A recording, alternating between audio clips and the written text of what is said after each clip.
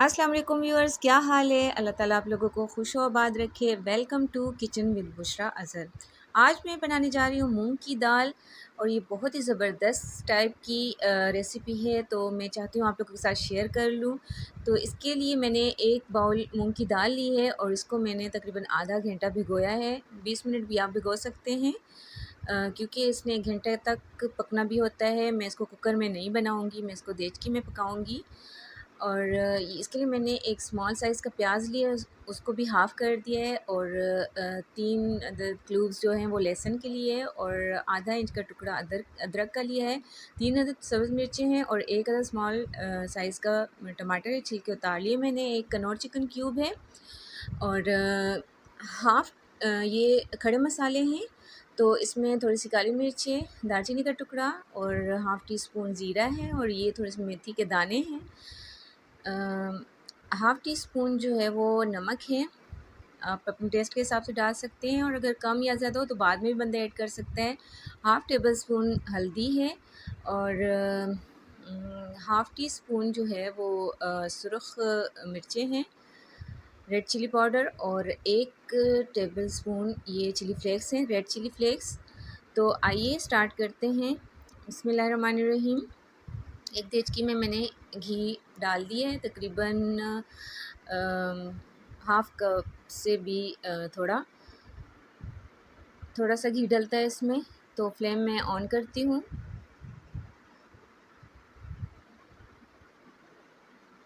और घी को मैं गरम होने दूँगी। जब घी गरम हो जाए तो इसमें हम ये खड़े मसाले डाल लेंगे और इसको थोड़ी देर इसमें भूनेंगे, बस हल्का सा इसको भूनना है। तो व्यूअर्स ये ज़रूर ट्राई कीजिएगा, बहुत ही मज़े की दाल ये बनती है। इतनी ज़बरदस्त होती है, इतनी टेस्टी होती है कि सब घर वालों को, बच्चों बड़ों सबको पसंद आती है ये दाल। तो ये अब भून रही हूँ मैं इसको।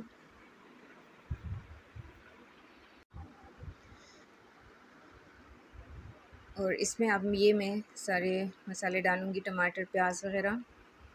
तो ये स्पाइसेस डाल के थोड़ा सा इसको हमने भूनना है बस। ये सारे स्पाइसेस आप ऐड कर लें इसमें।